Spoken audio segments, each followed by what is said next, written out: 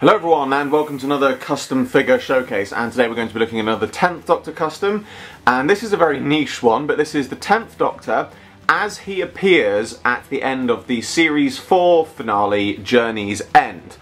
Obviously in that particular scene it's after he has left Donna, having wiped her mind back at Wilf and Sylvia's. He has this little conversation with Wilf in the rain, and then he goes back into the TARDIS, takes off his jacket because he's rather rain-soaked, and also his shirt has gotten a bit rain-soaked, and he has a moment of quiet, sad solace at the TARDIS console. And the idea for this custom I actually mentioned in my review of the B&M 10th Doctor set, and I said that what would have been nice to have seen on the Raggedy 10th Doctor would have been this variant, so it would have basically looked exactly the same as the released Raggedy figure, but with the shirt collar and down the front of the shirt looking a little bit more darker, where it was slightly more rain-soaked, as you can see I've done on this custom, and that would have pretty much been it. But then I went and looked back at the episode itself, and in my head, when I did that review, I remembered him as having his sleeves rolled up, and he doesn't. His sleeves are still rolled down.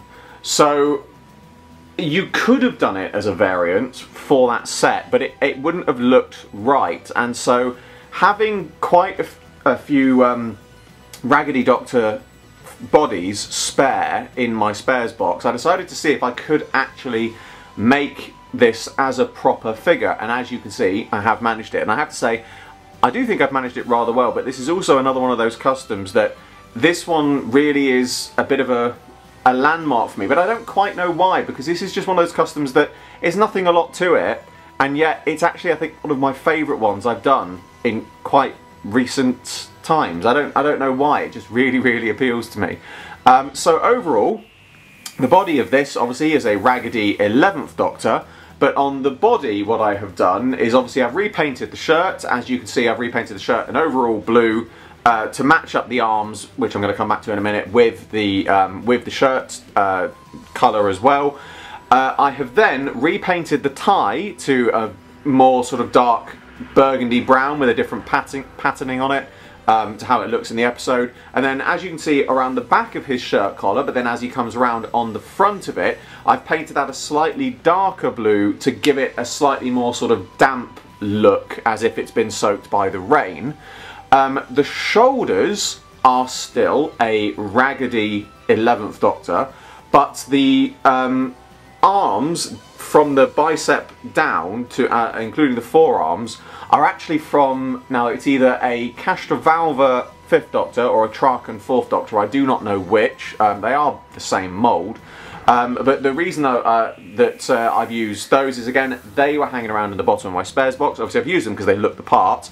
The patterning and the line of the fabric is slightly different, because on the Raggedy Doctor the fabric lines downwards, whereas on the arms it lines across. And if you look close to the bicep you can see where it doesn't quite match up, but in passing I think it looks alright.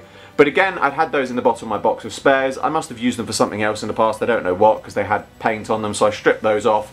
And luckily, the arms actually do fit into the peg holes on the original Raggedy Doctor shoulders. However, I will make a point of saying they fit in the sense that they fit.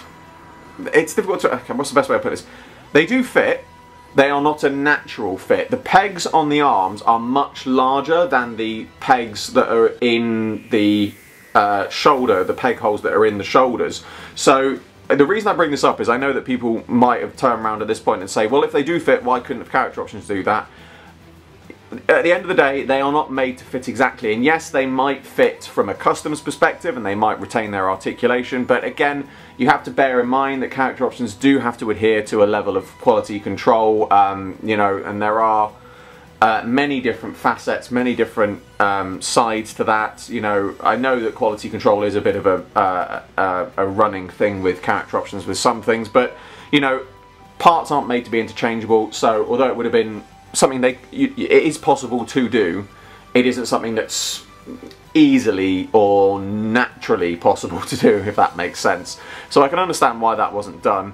The other thing that I've done as well, which I've just remembered, is on his shirt as he comes round, where the tie is hanging over the tucked in of the shirt. What I've actually done is I've trimmed off a bit of the shirt there, which overhangs down and makes it look untucked, because I wanted him to look slightly dishevelled, so I didn't do that all the way around.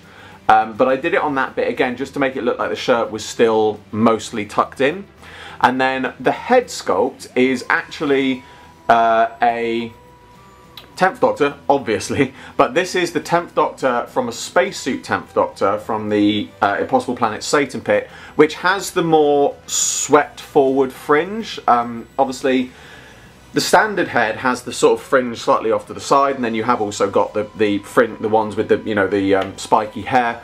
But in that scene, his hair starts spiky, but obviously as it gets rain soaked, it droops down a bit. So the reason I went for this is because the head sculpt itself does have a slight sort of flattened spikiness to the hair, which makes it look good in terms of rain soaked. And then I've just added on with Milliput some strands as well, as if they're sort of plastered to his forehead again by the wet of the rain.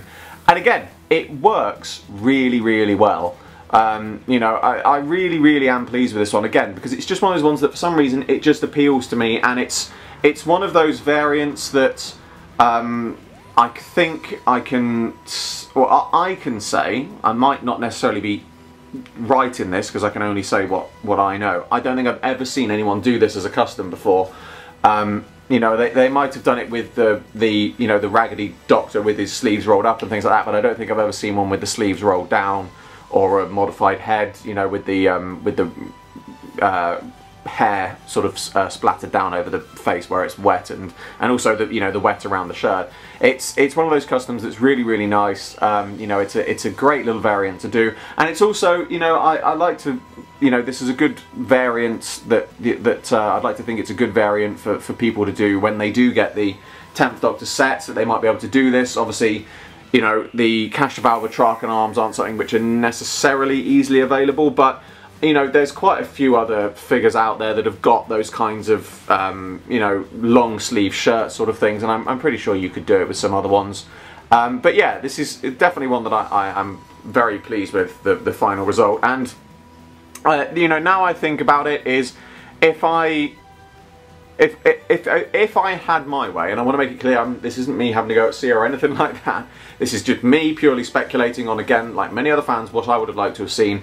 This is probably what I would have put in the in that 10th Doctor set if the budget had been there to make, you know, the modify the parts and add new pieces. Because again, it's a very, very simple variant in terms of looking. It's a very niche variant as well. I do appreciate that. You know, it is a one scene thing. But I think this perhaps would have appealed to people more than just a random Raggedy comic book cover variant. As much as I do like that figure, don't get me wrong, you know, this one I think just would have appealed to people a little bit more and been something which I think more people would have liked to have seen. But that brings to a close another custom figure showcase. As always, I hope you all enjoyed this video. Like, favorite, subscribe, share, it really helps me out a lot. And be sure to description below for a link to my Patreon. I'm doing my very first figure animation and you can get involved. There's exclusive content and more to those who do so, and funding my Patreon in any way gets your name at the end of my videos. I salute you all, and I will see you with another video very soon.